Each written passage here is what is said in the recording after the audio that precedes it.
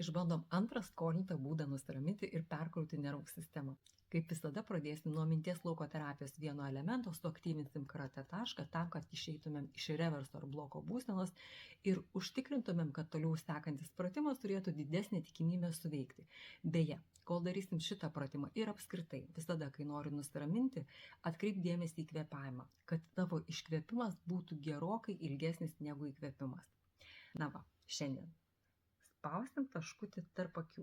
Tiesiog suimk šitą vietą ir kol spaudi, atkreip dėmesį į pojūtį krūtinėje.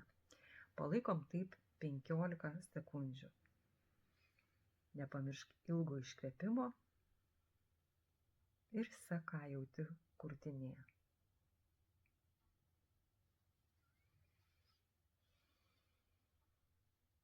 O dabar kitas taškas tiesiai po nosim per viduriuką irgi spausim, bet dabar atkreip dėmesį į pojūtį pečiuose. Ir taip pat į ilgą, gilų iškvėpimą.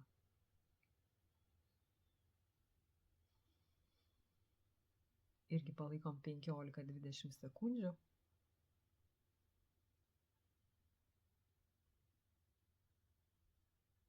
O dabar kažką pauostyk. Plaukus, rūbus, eterinį aliejų.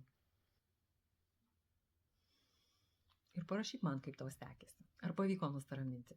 O gal nepavyko? Jeigu nepavyko, nieko tokio. Rytoj išbandysim kitą būdą.